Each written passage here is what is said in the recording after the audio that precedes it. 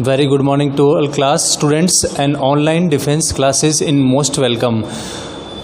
In last class we studied about probability and today we will discuss next theorem in probability exercise. Okay, आज अपन जो class में start करने जा रहे हैं वो probability के थोड़ा आगे का स्टार्ट देख रहे हैं क्योंकि probability का जो बेसिक है वो अपन ने लास्ट क्लास में क्या कर लिया था बेटा, कंप्लीट कर लिया था.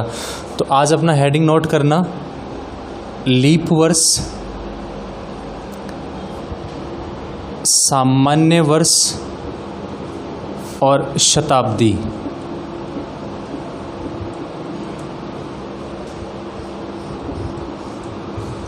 लीप वर्ष, सामान्य वर्ष और शताब्दी. लीप वर्ष को हिंदी में बोलते हैं बेटा अधिवर्ष, लेकिन एग्जाम में ये कॉमन वर्ड्स है, ये हिंदी में भी पूछ सकते हैं आपसे. तो लीप वर्ष, सामान्य एवरेज ईयर या जनरल ईयर, और ये होता है सेंचुरी शताब्दी. इनके कुछ प्रोबेबिलिटी के क्वेश्चंस बनते हैं जो एग्ज़ाम में डायरेक्ट पूछे भी जाते हैं. इनके बारे में आज डिस्कस करते हैं. देखो, सबसे पहले एक सामान्य या जनरल जो ईयर होता है उसमें दिन होते हैं बेटा टोटल 365. कितने होते हैं? 365. आप साथ साथ में नोट भी करते जाए ना.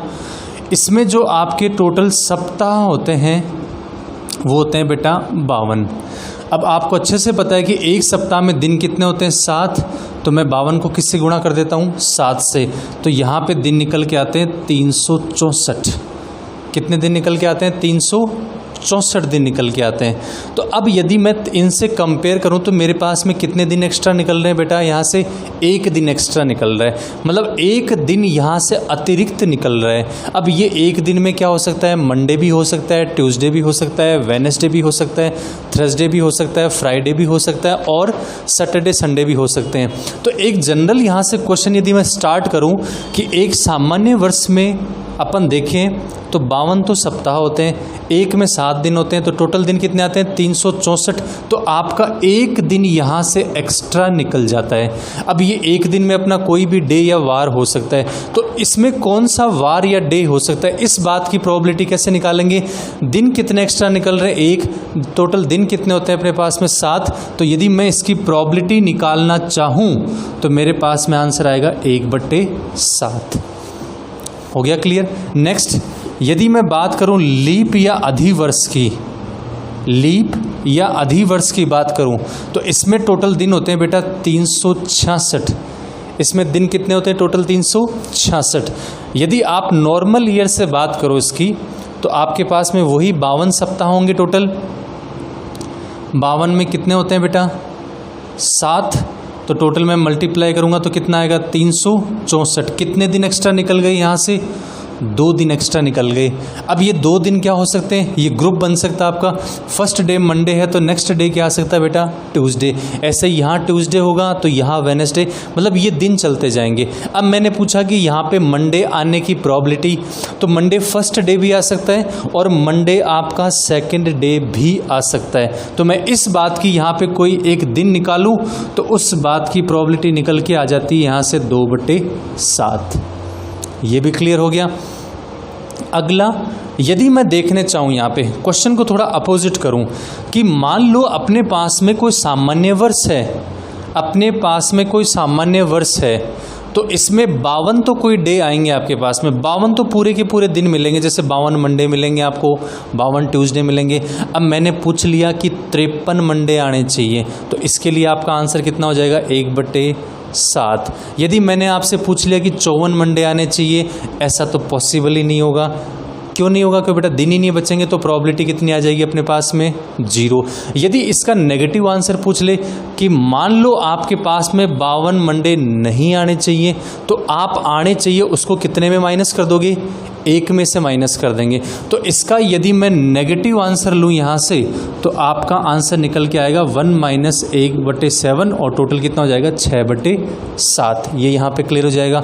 यदि मैं इसका नेगेटिव यहाँ पे देना चाहूँ तो मेरे पास में दिन निकल के आएंगे 1 - 2/7 बराबर कितने होंगे? 5/7. ये हो जाएंगे.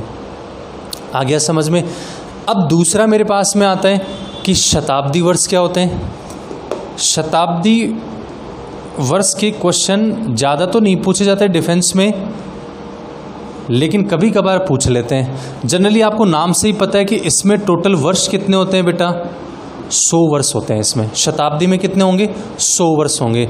इसमें क्वेश्चन कहाँ से स्टार्ट होता है, ये तो सबको ही पता है 100 वर्ष होते हैं, ये क्वेश्चन तो आपसे कोई नहीं पूछेगा। लेकिन आपसे ये पूछ सकते हैं कि इसमें लीप वर्ष कितने आते हैं, मतलब अधिवर्ष कितने आते हैं।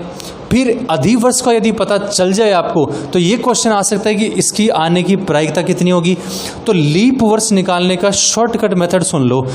कोई भी अपने पास में से ईयर दे दे, उसको आप 4 से भाग दे देना। यदि शेषफल आपका 0 आ जाए, यदि शेषफल आपका 0 आ जाए तो कन्फर्म वो आपका कौन सा होगा, लीप वर्ष होगा। जैसे कि अभी कौन सा साल चल रहा है, सबको पता है 2020। 2020 को आप 4 से भाग लगाओगे तो आपका शेषफल कितना आएगा, 0। तो मैं 2020 को क्या बोलूँगा बेटा, लीप वर्ष बोलूँगा। समझ में आ गया। अब लीप वर्ष को आप देखने जाओगे तो 2020 में 4 से डिवाइड हो गया, शेषफल कितना आ गया, 0। अब अगला 2 लीप ईयर से यदि अपन बात करें तो कौन सा आएगा, 2024 आएगा। 4 साल के डिफरेंस में आपको क्या मिलता है बेटा, लीप वर्ष मिलता है। यदि अपन एवरेज निकाल के देखें तो 100 साल में कितने लीप ईयर हो सकते हैं, थोड़ा कैलकुलेट करो। 100 में किसका भाग लगाते हैं अपन, 4 का। नॉर्मल कितने मिलते हैं अपने को, 25 मिल जाते हैं बेटा। तो ये क्वेश्चन आ भी सकता है कि एक शताब्दी वर्ष में इतने लीप वर्ष आने की प्रायिकता कितनी है, या लीप वर्ष नहीं आने की प्रायिकता कितनी है। तो जनरली अपन शताब्दी में देखें तो जो लीप वर्ष होते हैं वो अपने को मिलेंगे बेटा 25। क्या मिलेंगे, 25। अब कोई पूछे शताब्दी में लीप ईयर्स आएंगे तो उस बात की प्रोबेबिलिटी क्या होगी, तो आप बोलोगे 25/100 बराबर में कितना आ जाएगा, 1/4। आपसे पूछ ले कि नहीं आए तो उस बात की प्रायिकता हो जाएगी 3/4। आ गया होगा समझ में। मैं भी थोड़ा सा वापस रिपीट कर देता हूँ। सामान्य वर्ष की यदि बात करें तो 365 दिन होते हैं, लेकिन सप्ताह के अकॉर्डिंग देखें तो 52 सप्ताह पूरे होते हैं। एक सप्ताह में 7 दिन होंगे, उसके अकॉर्डिंग 364 दिन ही होते हैं सप्ताह के अकॉर्डिंग। लेकिन एक दिन ऊपर जा रहा है तो वो कोई भी वार या डे हो सकता है, तो उसके आने की प्रोबेबिलिटी 1/7 है, और उसके नहीं आने की प्रोबेबिलिटी को आप 1 में से माइनस कर देंगे। दूसरा, लीप वर्ष में टोटल दिन होते हैं बेटा ये अपने पास में होते हैं दिन, और ये भी होते हैं दिन। कितने दिन होते हैं टोटल, 366। सप्ताह के अकॉर्डिंग तो वही बात करेंगे, 364 होते हैं। दिन एक्स्ट्रा कितने निकलते हैं, 2। ये 2 कोई भी डे हो सकता है। ये यदि डे देखेंगे तो अपन ऐसे आएंगे, मंडे तो नेक्स्ट कौन सा आ जाएगा, ट्यूसडे आएगा तो कौन सा आएगा, वेडनेसडे। लेकिन क्वेश्चन ये आ गया 2 मंडे आने की संभावना या प्रोबेबिलिटी, तो मंडे यहाँ पे भी आ सकता है या फिर मंडे यहाँ पे भी आ सकता है, दोनों जगह नहीं आएगा। क्वेश्चन पूछ लिया लीप ईयर्स में दोनों दिन यदि मंडे है तो प्रायिकता कितनी है, तब आंसर नहीं आएगा। 2 दिन मंडे होने की प्रायिकता, क्वेश्चन की हिंदी की लैंग्वेज थोड़ी सी डिफरेंस है। 2 दिन यदि कंफर्म आपको मिल जाए, ये तो हो ही नहीं सकता। 2 दिन अल्टरनेट मिलेंगे, यहाँ मंडे होगा तो यहाँ नहीं होगा, और यहाँ मंडे नहीं होगा तो यहाँ मंडे हो जाएगा। तो 2 दिन सोमवार होने की संभावित प्रायिकता क्या होगी, तब तो आपका आंसर 2/7 आ जाएगा। दोनों दिन सोमवार ये पॉसिबल नहीं होगा आपका, तो वहाँ पे प्रायिकता फिर भी कितनी जाएगी, 0। तो प्रायिकता में ये जो क्वेश्चन आएंगे बेटा लैंग्वेज पे डिपेंड करेंगे, आंसर अपना आप करेक्ट हो जाएगा। तीसरा मेरे पास में शताब्दी वर्ष कितने होते हैं, टोटल 100 वर्ष होते हैं। लीप ईयर्स निकालना है आपको कि ये साल लीप ईयर्स है या नहीं है, तो आप उस वर्ष में किसका डिवाइड कर दो, 4 का डिवाइड कर दो। यदि पूरा शेषफल वहाँ पे 0 आ जाए तो वो लीप वर्ष होगा। ऐसे यदि मैं देखने जाऊँ तो मेरे पास में कितने हो जाते हैं, 25। तो आप 25/100, तो आपको एक शताब्दी वर्ष में लीप वर्ष होने की प्रायिकता कितनी मिल जाएगी, 1/4, और नहीं होने की कितनी हो जाएगी, 3/4। किसी ने पूछ लिया एक शताब्दी वर्ष में कोई नंबर मैंने ज़्यादा दे दिया कि 27-28 लीप ईयर्स हो सकते हैं क्या, बेटा होते ही नहीं है। मिनिमम कितने हैं, मैक्सिमम कितने होते हैं, 25। तो उसकी प्रोबेबिलिटी फिर कितनी आ जाएगी, 0। तो इसके लिए आपको ये न्यूमेरिकल नंबर यहाँ पे याद होने चाहिए। ये याद होंगे तो आपको पता चल जाएगी इतने दिन आते हैं तो प्रायिकता होगी, यदि नहीं आते हैं तो प्रायिकता 0 पे चली जाएगी। क्लियर। फिर नेक्स्ट चलता हूँ प्रायिकता के नेक्स्ट टॉपिक पे। अब जो प्रायिकता का नेक्स्ट टॉपिक होगा उसमें जो प्रायिकता के आंसर है वो निकालेंगे बेटा अपन वेन आरेख से।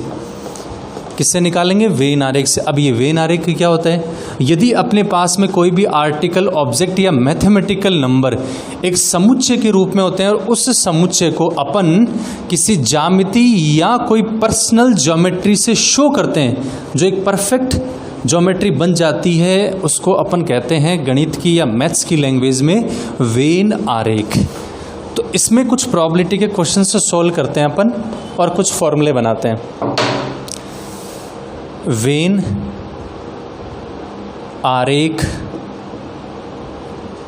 वेन आरेख से प्रायिकता,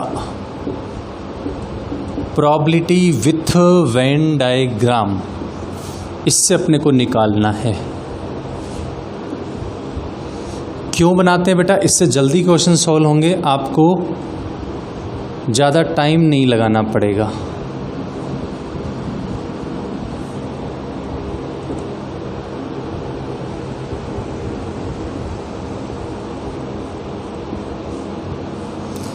ये मैंने एक सिंपल सा वेन आरेख बना दिया। ये 2 सेट्स पे भी हो सकता है, 2 आर्टिकल पे भी हो सकता है और 3 पे भी हो सकता है। अपन 3 के भी स्टडी करेंगे जस्ट इसके बाद में।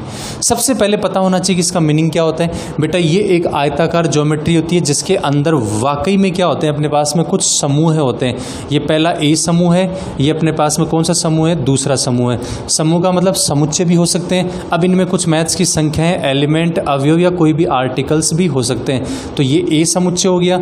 ये कौन सा समुच्चय हो गया बेटा? बी समुच्चय हो गया है। इसका यदि मैं आपको आंसर बताना चाहूँ तो मैंने इसका सिंबल दे दिया इंटरसेक्शन। वैसे इसको कंप्लीट नॉन करते हैं, ए इंटरसेक्शन बी, मतलब ए और बी में कॉमन क्या चल रहा है, ये यहाँ एलिमेंट्स आएंगे। यदि इन दोनों के टोटल एलिमेंट्स की बात करूँगा तो इसका सिंबल होता है यू, और इसको आप नॉन कर सकते हो ए यूनियन बी। मैं शॉर्ट टर्म्स बता रहा हूँ कुछ आपको एक बार। और यदि इस आयताकार के अंदर सारे एलिमेंट आप बात करोगे तो वो आते हैं कैपिटल यू में। इसको बोलते हैं सार्वत्रिक समुच्चय, यूनिवर्सल सेट। इसमें सभी एलिमेंट्स आपके पास आ जाएंगे। अब इसको प्रोबेबिलिटी पे कैसे काम में लेते हैं देखना। एक मैंने आपको फॉर्मूला बताया था कि प्रोबेबिलिटी का जो बेसिक फॉर्मूला होता है वो ये होता है, P E plus P E dash is equal to कितना होता है? 1। ठीक है। अब सपोज दैट अपने पास में ये ए है, ये कौन सा हो गया? बी हो गया। ए के एलिमेंट्स नहीं चाहिए तो आप क्या बोलते हो? उस काम को आपको नहीं करना तो किस पे चले जाओगे? डैश पे, या किस पे चले जाओगे? बार पे। अब मैं छोटे छोटे फॉर्मूले निकाल रहा हूँ, साथ साथ में समझते जाना कि जैसे आपको यहाँ पे ए के सेट चाहिए तो आप ये भी बोल सकते हो कि बी वाले सेट में आपको ए वाले सेट को क्या कर देना है? माइनस कर देना है। आपको सिर्फ और सिर्फ बी वाले एलिमेंट चाहिए तो आपको क्या करना है? ए वाले सेट में से कॉमन वाले को क्या कर देना है? माइनस। फॉर्मूले यही बनेंगे बेटा वापस आके। तो देखो, तो इसमें आपका ए सेट चल रहा था और इसमें क्या चल रहा था? बी सेट चल रहा था। उनके आधार पे अपन ने इतने फॉर्मूले यहाँ पे फॉर्मेट कर लिए, मतलब बना लिए। थोड़ा सा मैं इनका रिवाइज करवा देता हूँ वापस आपको, क्योंकि 11th-12th में आपने प्रोबेबिलिटी के क्वेश्चन करेंगे लेकिन वेन आरेख से आपने क्वेश्चन नहीं करे वहाँ से, क्योंकि ये टॉपिक था भी नहीं और था तो इतना वाइड फॉर्म में नहीं था। जैसे सपोज दैट आपको ए की प्रोबेबिलिटी चाहिए, अब वहाँ पे आपको बी की प्रोबेबिलिटी दे दे और कॉमन प्रोबेबिलिटी दे दे, तो आपको इसका आंसर इस वे से फाइंड आउट करना है। जैसे कि मैंने बोला मेरे पास में एक ए स्टूडेंट है और मेरे पास में दूसरा कौन सा स्टूडेंट है? B student. इसकी काम करने की प्रायिकता है 2/7, इसकी काम करने की प्रायिकता नहीं है 1/7। मतलब ये तो मैंने हाँ के लिए बोल दी प्रायिकता, और ये मैंने प्रायिकता बोल दी बेटा पहले ही नहीं के लिए बोल दी आपको। अब इस पे वो क्वेश्चन आपसे पूछ सकता है कि दोनों के एक साथ काम करने की कितनी होगी, दोनों के कॉमन के काम करने की कितनी होगी। तो सबसे पहले तो आप जो भी प्रायिकता का क्वेश्चन आए और ये हाँ नहीं का जो कंसेप्ट आपसे पूछा जाए तो आप सबसे पहले इन दोनों की निकाल के रख लो। जैसे पी ए दिया हुआ है तो पी ए डैश यहाँ से निकाल लो, पी बी डैश दिया हुआ है तो यहाँ से 1 में से माइनस करके किसकी निकाल लो? पी बी की निकाल लो। ठीक है। अब इनमें दोनों में कॉमन भी निकल सकता है, दोनों का यूनियन भी निकल सकता है, दोनों का इंटरसेक्शन भी निकल सकता है। फिर आगे क्वेश्चन को बढ़ाएं तो वो परस्पर अपवर्जी हो सकती है, परस्पर संवर्धित हो सकती है। वो क्वेश्चन को अपन यदि आगे पढ़ेंगे तो आपको पता चल जाएगा। तो ऐसे क्वेश्चन यदि आपसे कोई भी पूछे जाएं तो बेसिकली आपके पास में क्या होता है, जो भी आपका वैल्यू देता है उसका पॉजिटिव और नेगेटिव पहले ही फाइंड आउट कर लो आप। जैसे पी ए दिया हो तो इसका पी ए डैश निकाल लो, पी बी आपको दिया हुआ तो पी बी डैश निकाल लो आप, ये पहले निकाल लो। फिर जैसे जैसे क्वेश्चन को आप आगे रीड करोगे आपको पता चल जाएगा दोनों घटनाएं आपस में म्यूचुअली है या नहीं है, संबंधित है या नहीं है, या नॉट म्यूचुअली है, दोनों में कोई संबंध है या नहीं है। तो यदि दोनों में संबंध होगा तो जरूर उनमें बेटा यूनियन और इंटरसेक्शन चलेगा, लेकिन दोनों संबंधित नहीं है तो इंटरसेक्शन हमेशा कितना हो जाएगा, 0। तो यूनियन दोनों के बेस पे हो जाएगा, फर्स्ट घटना पे और सेकंड घटना पे। तो इसके लिए शॉर्ट फॉर्म यही है, जो भी क्वेश्चन आपको दिया जाए उस पे आप डैश और सिंगल, मतलब यस और नो का दोनों सिंगल सिंगल वैल्यू निकाल लो। फिर क्वेश्चन की जो कंडीशन है उस पर आप डिपेंड हो जाओ, उसमें आपको यूनियन निकालना है, इंटरसेक्शन निकालना है, या इसमें से आपको इसको माइनस करना है। या फिर एक टॉपिक अपन ने और किया था कि पक्ष और विपक्ष का मतलब संयोग अनुपात, कि ये काम इसके बेस पे कितना होना चाहिए, ये काम इसके बेस पे नहीं होना चाहिए, या ये काम इसके बेस पे कितना होता है। तो उसके लिए भी मैंने आपको शॉर्ट फॉर्मूले दिए थे। जैसे रिपीट करूं मैं आपको, यदि इसी काम को आप पी ए के काम को इसके बेस पे करोगे डैश पे, तो आपका फॉर्मूला कितना होगा, P A divide by P B dash. इसका मतलब ये हुआ कि ऊपर तो हमेशा सिलेक्शन वाला प्रायिकता आती है और नीचे हमेशा किसकी प्रायिकता आती है, टोटल, या जो दे रखी है उसकी प्रायिकता हमेशा कहाँ पे आएगी, हर में। जिसकी निकालनी होती है वो कहाँ पे आएगी बेटा जी, अंश में आएगी। क्लियर हो गया। नेक्स्ट, अगली अपन प्रायिकता बात करेंगे, जब दो प्रायिकताओं का एक साथ कंपेयर होने लग जाए या तुलना होने लग जाए और उनसे अपने को एक प्रायिकता निकालनी हो, तो उसके लिए अपन कैसे से प्रायिकता फाइंड आउट करेंगे। तो उसका जो हेडिंग होगा वो होगा आपका सप्रतिबंध प्रायिकता, कंडीशनल प्रोबेबिलिटी। सप्रतिबंध का मतलब ये होता है वहाँ पे एक से ज़्यादा घटनाएं वहाँ होती रहेंगी, लेकिन जिस घटना की प्रायिकता निकालनी है वह घटना हमेशा दूसरे पे डिपेंड होगी, दूसरे पे डिपेंड होगी। यदि वो घटना दूसरे पे डिपेंड होगी तो अपन उसको बोलने जाएंगे बेटा सप्रतिबंध प्रायिकता। ठीक है, तो नेक्स्ट आपकी हेडिंग होगी सप्रतिबंध प्रायिकता।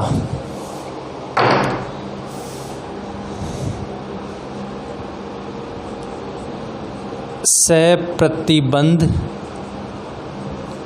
प्रायिकता, कंडीशनल प्रोबेबिलिटी। शॉर्ट फॉर्म ये प्रोबेबिलिटी का सीपी फॉर्म भी होता है। बार बार बच्चे या टीचर्स बोलते हैं इस क्वेश्चन को सीपी फॉर्म से करेंगे, वो ये होता है सप्रतिबंध प्रायिकता। ठीक है, इसमें बात कर रहे हैं अपन क्या होता है। दो इवेंट ले लो आप, मैं एक इवेंट लेता हूँ आपके पास में ई और एक इवेंट लेता हूँ बेटा एफ। ठीक है, पहले अपन इसका फॉर्मूला समझेंगे फिर क्वेश्चंस करेंगे। दो इवेंट मैंने ले लिया आपको, अब मैंने आपसे ये बोल दिया कि एक इवेंट यहाँ हो रहा है और एक इवेंट यहाँ हो रहा है, इनमें कोई संबंध है या नहीं है ये बाद की बात है, लेकिन दो घटनाएं यहाँ पे होने जा रही हैं। मैं बोलूँगा कि ये घटना होती है, इस बात की क्या प्रायिकता है, जब ये घटना इससे रिलेटेड होनी चाहिए, मतलब इसका इससे क्या होना चाहिए, रिलेशन, और इसकी अपने को प्रोबेबिलिटी फाइंड आउट करनी है। मतलब क्या हुआ कि कोई अपने पास में एक कोचिंग है और यहाँ पे एक दूसरा कोचिंग है। सपोज दैट इस कोचिंग में भी मैं मैथ्स की क्लास लेता हूँ और इस कोचिंग में भी मैं मैथ्स की क्लास लेता हूँ, तो इस कोचिंग में मैथ्स की क्लास लेने की प्रायिकता क्या होगी जब मैं इसमें भी लेता हूँ, ऐसा क्वेश्चन बन गया। या इस कोचिंग में मैथ्स पढ़ाने की प्रोबेबिलिटी क्या होगी जब मैं इसमें भी क्लास लेता हूँ। तो इन दोनों के सापेक्ष यदि अपन स्टडी करते हैं तो एक प्रतिबंध लग गया ना कि इसकी निकालो लेकिन इसके बेस पे, इसकी प्रायिकता निकालो इसके बेस पे, तो यहाँ एक प्रतिबंध लग गया, तब इसको बोलते हैं प्रतिबंध। और साथ साथ तो ये होता है सप्रतिबंध प्रायिकता। अब मैं देखने जाऊँ कि मेरे को एक ही प्रोबेबिलिटी यहाँ से चाहिए, एक ही प्रोबेबिलिटी चाहिए। प्रोबेबिलिटी का एक नॉर्मल जो फॉर्मूला था वहीं से सारे फॉर्मूले बनाऊंगा मैं प्रायिकता के। उसमें क्या होता है, चयनित बट्टे में कितना आता है, कुल। मान लो कोई एग्जाम में ऐसा क्वेश्चन आ जाए जो आपको हवाई नहीं लगे कि इसको कौन से मेथड से करना है, तो उस क्वेश्चन को रीड करने के बाद में आपको ये देखना है कि किसकी प्रायिकता वो निकलवा रखा है और क्वेश्चन में दे क्या रखा है। आप तो बस इसको सॉल्व कर देना, लगभग आपका आंसर प्रायिकता का सही हो जाएगा। लेकिन इतना आइडेंटिफाई आपको करना है कि निकलवाना क्या चाह रहा है, उसने दिया क्या है, फिर प्रायिकता के आंसर आंसर में आपको टाइम नहीं लगेगा। यदि रूल से करोगे तो बिल्कुल एग्जैक्ट आपका आंसर सही होगा, लेकिन यहाँ से भी चांस है कि क्वेश्चन जहाँ तक हद है कुछ ना कुछ आपका सही होगा। तो वही आपका प्रोबेबिलिटी का बेसिक फॉर्मूला, चयनित बटे कितना होता है कुल चयन, इसकी प्रायिकता चाहिए। तो ये तो कहाँ आ गया मेरे पास में, यहाँ पे लिख दिया मैंने क्या कि PE। अब आपको देखना है कि इसकी प्रायिकता क्या होगी जब मैं इसके अकॉर्डिंग काम कर रहा हूँ। इसके अकॉर्डिंग काम कर रहा हूँ मतलब ये तो आपको लेना है, तो किसके अलोंग बात करनी है आपको, F के अलोंग, तो यहाँ पे तो हो गया PF। अब इसमें मैं काम करता हूँ और इसमें मैं करना चाहूँगा, इस बात की प्रायिकता कितनी हुई, मतलब इसमें कुछ ना कुछ कॉमन आना चाहिए। तो मेरे पास में फॉर्मूला बन गया PE इंटरसेक्शन F। क्या बन गया, PE इंटरसेक्शन F।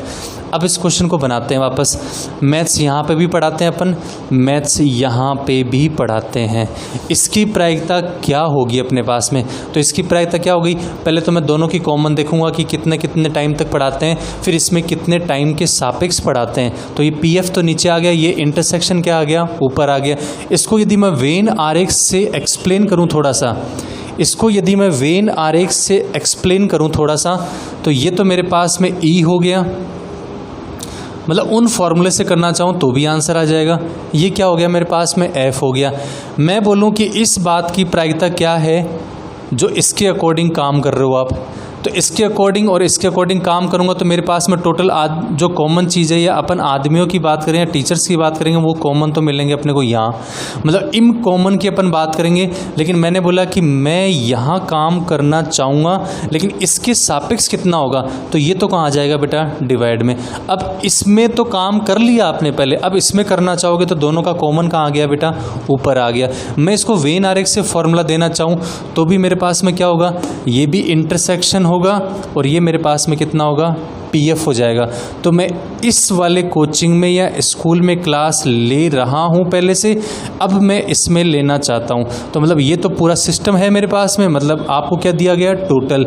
अब इसमें से सेलेक्ट क्या करना है, ये वाला ही मैंने क्यों किया, काम मुझे इधर भी करना है और काम मुझे इधर भी करना है, तो ये कॉमन, इसका आपको चयन करना है। तो सिलेक्शन बटे कितना हो गया बेटा, टोटल। तो आप इसको यहाँ से भी समझ सकते हो, ठीक है। तो ये मेरे पास में फॉर्मूला निकल गया।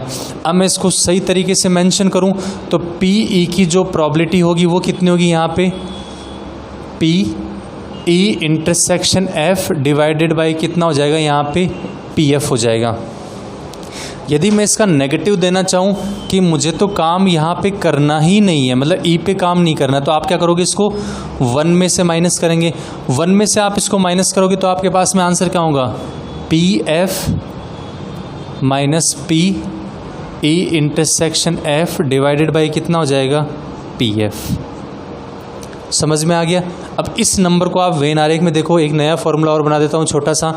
PF को इसमें से माइनस करो, PF को आपने ये माइनस किया तो सिर्फ आपके पास में क्या बचा बेटा, PF वाला पार्ट बचा, नहीं बचा, मतलब जिसमें सिर्फ और सिर्फ एलिमेंट किसके हैं, PF के। तो मैं यहाँ पे लिख देता हूँ P और यहाँ पे हो गया F। अब आपको लगेगा सर ये तो दोनों एक ही आ गए, एक नहीं है बेटा, ये PF आपका पूरा है, ये PF आपका पूरा नहीं है। यहाँ पे सिर्फ PF के एलिमेंट हैं, इसके ऊपर आप 2 लाइन लगा दिया करो। ये हमेशा एक मैथमेटिकल सिंबल होता है, मैं प्रायिकता में बार बार ये साइन लगाऊंगा। इसका मतलब ये होगा, इसमें सिर्फ ये एरो होता है, इसमें होता है सिर्फ F के एलिमेंट हैं, लेकिन इसका मतलब होता है PF को टोटल लेने जा रहे हैं। अब F और टोटल में डिफरेंस क्या होगा, टोटल में आपके पास में कॉमन भी आएंगे, लेकिन इस वाले सिस्टम में आपके पास में क्या आएंगे, सिर्फ ही आएंगे। अब प्रायिकता में क्वेश्चन बेटा इतना बड़ा नहीं आएगा, यदि इसमें आए तो क्वेश्चन ये आएंगे कि सिर्फ PF में अपने पास में काम करते हैं, सिर्फ PF में, और टोटल PF में इतने लोग काम करते हैं। अब E की प्रायिकता आप निकालो। आप बच्चे क्या करते हो बेटा, डिफरेंस वाले आंसर लगाए जाते हैं वहाँ पे 0। क्यों, क्वेश्चन दिया मैंने कि मेरे पास में कोई 2 स्टूडेंट हैं, 2 टीचर हैं, 2 ऑब्जेक्ट हैं, 2 आर्टिकल हैं, ठीक है। और मैंने आगे क्वेश्चन को बढ़ाया नहीं, मैंने क्वेश्चन क्या लिखा, बी वाले कोचिंग में कोई टीचर पढ़ाता है, सिर्फ बी वाले में पढ़ाता है मान लो 2/7 से, और इस बी वाली टोटल कोचिंग में उसके पढ़ाने की प्रायिकता है मान लो 3/7 से, तो ई में पढ़ाने की प्रायिकता कितनी है, बच्चे लगा देंगे 0 कि सर इसमें ई का तो कहीं मतलब ही नहीं है। तो वो 0 क्यों नहीं आएगा, वो इस पैटर्न की बात करेंगे अपन। इस फॉर्मूले को मैंने देखा कि आपको पढ़ाना ही नहीं है, तो आप 1 में से माइनस करोगे तो आपके पास में आंसर ये आएगा। तो पी ई में जब आपको पढ़ाना ही नहीं है, मतलब काम ही नहीं करना, तो आपके पास में फॉर्मूला रहेगा जी ये, इसको राइट कर लो आप। जहाँ तक देखा मैंने बहुत क्वेश्चंस अटेम्प्ट करते हैं अपन इस फॉर्मूले से। प्रायिकता के क्वेश्चन बहुत सिंपल होते हैं, जो लैंग्वेज आती है बेटा प्रायिकता के क्वेश्चंस की वो समझना बहुत ज़रूरी है। उसको समझने के लिए एक तो अपना एक साथ में रफली डायग्राम जरूर रखना, मतलब एक वेन डायग्राम से डायग्राम रखना, उसके अकॉर्डिंग क्वेश्चन उसमें आप एंटर करवाना कि वो कौन सी चीज़ को कहाँ लेके जा रहा है, फिर क्वेश्चन में डायरेक्ट फॉर्मूला लग जाएगा। वो कब करो, जब आप फॉर्मूले भूल जाओ, वरना तो आपको करना ही है। समझ में आ गया। अब इसमें 2 कंडीशंस आती हैं, थोड़ा सा मैं इस टॉपिक को आगे ले जाता हूँ। एक तो आती है ई वाली, एक आती है एफ वाली। वो ये भी क्वेश्चन आपसे पूछ सकता है, वो इसका भी क्वेश्चन पूछ सकता है। जिसका आपको क्वेश्चन पूछे उन दोनों का कॉमन तो हमेशा ऊपर आएगा, चाहे इसका पूछूं चाहे मैं इसका। जिसका पूछे उसके अलावा जो दिया वो हमेशा कहाँ करोगे आप, डिवाइड में। तो इसका जो नेक्स्ट फॉर्मूला बनाऊं, यदि मैं पी का तो ई का तो निकाल लिया, पी एफ की बात करूं तो फॉर्मूला क्या होगा, P E intersection F divide by कितना हो जाएगा, पी ई।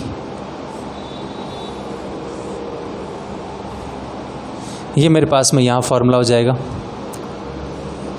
कि मतलब आप एफ पे टोटल वर्क देखना चाहो, एफ के अलोंग ही आप वर्क देखना चाहो, तो आपके पास में कॉमन तो ऊपर आएगा, मतलब यहाँ तो वो जगह होगी या वो प्लेस होगा या वो प्रायिकता होगी जो इसके भी काम में आएगी, इसके भी काम में आएगी। तो ये तो हो गई बेटा चयनित। किसके बेस पे निकालनी है आपको, ई के बेस पे निकालनी, तो ये फॉर्मूला हो जाएगा। अब इसमें लगा देते हैं अपन एक नोट कि एक चीज़ और क्या निकल के आती है यहाँ से। इस चीज़ में यदि मैं ये चीज़ निकालूं तो आप समझ जाओगे, मैं उसको रिपीट नहीं कर रहा हूँ बेटा, ऐसे तो बहुत फॉर्मूले हो जाएंगे, बहुत ज़्यादा कंफ्यूज हो जाएगा। यदि आपको इसमें काम ही नहीं करना है तो ये फॉर्मूला है। याद रखने का तरीका क्या है, काम ही नहीं करना है तो इसको लेना ही मत आप, ई को, सारे एफ पे चलेंगे फॉर्मूले। अब वही बात, आपको एफ में काम ही नहीं करना तो एफ कहीं आएगा भी नहीं, सिर्फ ई बेस पे क्वेश्चन सोल्व हो जाएगा। अब बच्चे क्या करते हैं, इस पर काम ही नहीं करना, इसका ही पूछ लिया अपने को तो 0 लगा देते हैं क्योंकि सर कोई रिलेशन नहीं हुआ। होता है बेटा, ये यहाँ से मिलता है अपने को। अब इसमें ध्यान क्या रखना है, यदि मैं इसको यहाँ से क्रॉस मल्टीप्लाई करूँ, यदि मैं इसको यहाँ से क्रॉस मल्टीप्लाई करूँ तो मेरे पास में निकल के आता है P F multiply P F is equals to कितना हो सकता है, पी ई इंटरसेक्शन एफ। अब आपको लगेगा कि सर यहाँ से तो दोनों क्या आ गए बेटा, कॉमन। इस कॉमन को हटाने के लिए जो इसका नोटेशन होता है बेटा वो आपकी बुक में चेंज करते हैं। पहले नोटेशन यही हुआ करता है, लेकिन अब ये दोनों क्या लग रहे हैं यहाँ पे सेम। तो इन सेम को हटाने के लिए बुक में नोटेशन करते हैं, बुक में नोटेशन चेंज करके क्या करते हैं, यहाँ क्या लगाएंगे बेटा, एफ। इसका मीनिंग क्या होगा कि आपको एफ की प्रायिकता दी हुई है, उसके बेस पे किसकी निकालनी है बेटा, ई की प्रायिकता। तो आपके पास में सिंबल पी ई भी मिल सकता है और आपको पी ई बाई एफ भी मिल सकता है। तो पी ई को तो मैंने पहले क्लियर कर दिया। नेक्स्ट में आप उसके आगे यदि आगे पीछे जगह बची है तो बेटा आप उसके आगे पीछे लिख लो ये वाला नंबर। इसका मतलब आपको ई की प्रायिकता निकालनी है सह प्रतिबंध प्रायिकता में। इसका मतलब ई की प्रायिकता निकालनी किसके बेस पे, एफ पे। अरे सिस्टम में 2 ही हैं तो ये तो खुद की अंडरस्टैंडिंग होगी कि 2 के बेस पे ही निकलेगी आपके। तो नेक्स्ट इसका सिंबल साथ साथ में ये भी आप लगाते आओ, ठीक है बेटा। तो मैंने यहाँ पे भी एफ नॉट यूज़ कर लिया, ये भी एफ नॉट यूज़ कर लिया, ये यहाँ पे ई नॉट यूज़ कर लिया, तो यहाँ पे ये भी कितना हो जाएगा, ई नॉट हो जाएगा। अब यहाँ पे आपको लगेगा सर ये तो अलग अलग है, बात सेम ही है बेटा, ये भी वही पी एफ है। ये बोलने का मतलब ई के बेस पे आपको एफ निकालना, लेकिन निकालना आपको एफ ही है। अब इस फॉर्मूले को मैं थोड़ा ऐसे लिख दूँ कि पी एफ ये मल्टीप्लाई है, आप इसको डॉट भी लगा सकते हो या मल्टीप्लाई भी लिख सकते हो, ये एफ अपॉन बी, तो ये हो सकता है ई इंटरसेक्शन एफ। ये फॉर्मूला भी एक शॉर्ट ट्रिक में अपन बहुत जगह काम में लेंगे। इसको लिखना, साथ साथ में मैं इसको एक्सप्लेन करता हूँ। किसी की प्रायिकता निकालनी है, उसकी प्रायिकता एक दूसरे के बेस पे दी गई है, तो दोनों की जो कॉमन प्रायिकता होगी वो ये होगी। जैसे क्वेश्चन बनाते हैं, ए को काम करने की प्रायिकता है 1/7 उसकी प्रायिकता किसी दूसरे के सापेक्ष करने की है 3/7, तो दोनों की कॉमन कितनी होगी। ये क्वेश्चन बेटा किसी को ही समझ में नहीं आता, यदि मैं पूरा लिखूंगा तो आपके भी समझ में नहीं आएगा। देखना, जैसे एक मेरे पास में ए आदमी है, उसको काम करने की प्रायिकता, मतलब पढ़ने की मान लो या लिखने की मान लो, काम करने की प्रायिकता 2/7 है। मैंने इसके आधार पे बना रहा हूँ क्वेश्चन। दूसरा, उसी आदमी के इस ए के बी पे के सापेक्ष काम करने की या पढ़ने की प्रायिकता है बेटा, काम करने की। पहले तो ए सिर्फ अपना रूम में स्टडी करता है, फिर ए ने क्या किया, अपने किसी फ्रेंड से कंपेयर किया और फिर स्टडी कर रहा है या कोई काम कर रहा है, उसकी प्रायिकता मैंने दे दी बेटा 1/7।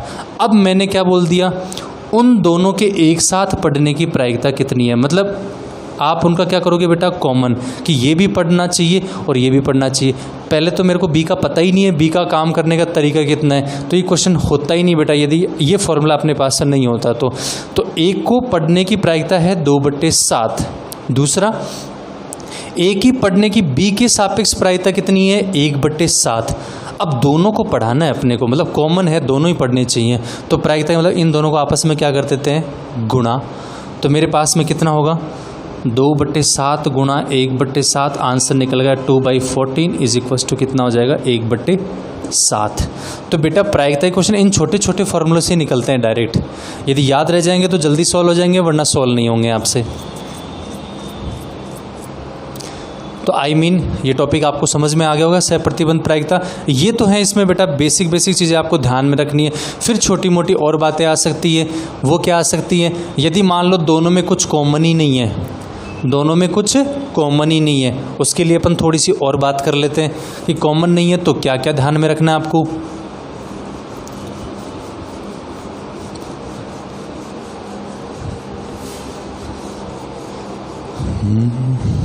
यदि मेरे पास में दो निकाय दिए गए हैं या दो समुच्चय दिए गए हैं और उन दोनों में कुछ कॉमन है ही नहीं, जैसे इसका फॉर्मूला अपन ने सहप्रतिबंध प्रायिकता का फॉर्मूला जो बनाया था वो ये था बेटा, P E/F is equals to P E intersection F divided by PF। इसका मतलब क्या समझोगे, सिलेक्शन। इसका मतलब क्या समझोगे, टोटल एज इट इज़ कहाँ गया, नीचे। ये सेलेक्ट करना है लेकिन किसके बेस पे, F के बेस पे, तो दोनों का ऊपर क्या आ गया, कॉमन। अब मैं इसमें कंडीशन लगा देता हूँ, यदि E और F में कॉमन आपके पास में कुछ भी नहीं है तो मैं इसको लिख सकता हूँ फाई, कि कुछ भी कॉमन नहीं है तो उसका फाई सिंबल होता, लेकिन जब इसकी प्रायिकता निकालने जाऊंगा तो प्रायिकता में फाई नहीं आएगा, प्रायिकता में कितना आएगा, 0 आएगा। तो ऐसा कोई क्वेश्चन आ जाए जिसमें कोई दो आदमियों की बात हो रही है कि ये काम इस तरीके से करता है, ये काम इस तरीके से करता है, तो इसको कंप्लीट करने की प्रायिकता क्या है। जैसे क्वेश्चन बना दूं एक, कि ए मेरे पास में रोज पढ़ता है, इस बात की प्रायिकता है 3/4। बी मेरे पास में रोज पढ़ता है, बहुत सिंपल क्वेश्चन आएगा, बी मेरे पास में है, रोज पढ़ता है, उसकी प्रायिकता कितनी है, 1/4। तो ए के पूरी पढ़ाई करने के तरीके क्या हो सकते हैं या प्रायिकता क्या हो सकती है। क्वेश्चन ही घूम गया बेटा। ए को पढ़ने के तरीके हैं 3/4, बी को पढ़ने के तरीके हैं 1/4। मैंने आगे क्वेश्चन की लैंग्वेज को चेंज कर दिया, ए की पूरी पढ़ाई होने की प्रायिकता कितनी है, कुछ भी नहीं हो सकती बेटा, क्योंकि मैंने ए की पढ़ने की प्रायिकता 3/4 दे दी, पूरी पढ़ाई का मेरे को क्या पता होगा। ये क्वेश्चन तब सॉल्व होता जब मैं ए का कंपेयर किससे करता बेटा, बी से। कुछ कॉमन ही नहीं है आपके पास में, मतलब इंटरसेक्शन आया ही नहीं है आपके पास में, तो इसकी वैल्यू कितनी है, 0। तो सबसे पहली चीज़ तो निकल के आएगी, इसमें कोई इंटरसेक्शन पूछे तो कितना आ जाए, 0। ये अपना काम अपने तरीके से कर रहा है, ये काम अपना तरीके से कर रहा है। यदि इसमें काम को कॉमन करते तो इंटरसेक्शन की वैल्यू आती, तो कहीं ना कहीं से आंसर निकल जाता। तो ए इतने तरीके से पढ़ता है, बी इतने तरीके से पढ़ता है, ए की पूरी पढ़ाई होने के तरीके कितने बेटा, यही होंगे तरीके आम के। तो डायरेक्ट आपका आंसर कितना आ जाएगा, 3/4, क्योंकि पढ़ने के तरीके यही है, पढ़ने की प्रायिकता यही है। तो ये प्रायिकता का मतलब क्या हुआ, वो काम को इसी तरीके से कर रहा है तो पूरी पढ़ाई को भी वो इसी तरीके से करेगा। तो आंसर कितना आएगा, 3/4। जनरली बच्चे इस क्वेश्चन का आंसर बताऊं क्या देख के आएंगे, जनरली बच्चे देंगे 1। क्यों, क्योंकि टीचर ने एक बात बोली थी पढ़ाते टाइम में कि काम यदि पूरे तरीके से अपन करने जाएंगे तो प्रायिकता कितने पे जाती है, 1 पे। बेटा वो चीज़ गलत है। एक ही पढ़ाई करने के तरीके कितने हैं? 3/4। मतलब प्रायिकता कितनी है? 3/4। पूरी पढ़ाई करने के भी तरीके कितने होंगे? 3/4। क्योंकि वो जैसे पढ़ रहा है वैसे आगे पढ़ेगा, वो उसी सिस्टम को वो फॉलो करेगा, तो यही प्रायिकता आगे आएगी, एक नहीं आएगा इसका आंसर। बहुत से ऐसे क्वेश्चन मिलेंगे जिसको लगेगा कि एक शब्द देंगे वहाँ पे पूर्ण काम होने की, पूरा काम होने की या काम समाप्ति होने की प्रायिकता कितनी होगी, वहाँ पे बच्चे जनरली 1 लिखते हैं। ये 1 आपको कभी नहीं लिखना है।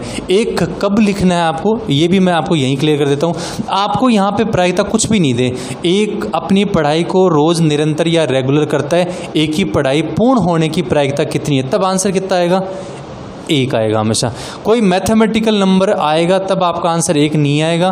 कोई मैथमेटिकल नंबर आपका 3/4 या कोई और आ जाए तब वही आंसर आएगा। यदि मैथमेटिकल नंबर नहीं है तब आपका आंसर 1 आएगा।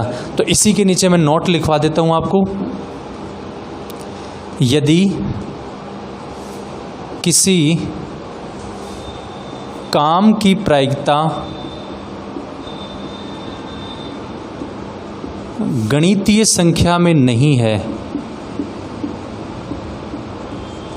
गणितीय संख्या में नहीं है, यदि किसी काम की प्रायिकता गणितीय संख्या में नहीं है, यदि किसी काम की प्रायिकता गणितीय संख्या में नहीं है, मतलब कोई मैथमेटिकल वैल्यू आपके पास में नहीं है, तो उस काम के संपूर्ण की प्रायिकता हमेशा 1 होती है। नेक्स्ट मेरा नोट, यदि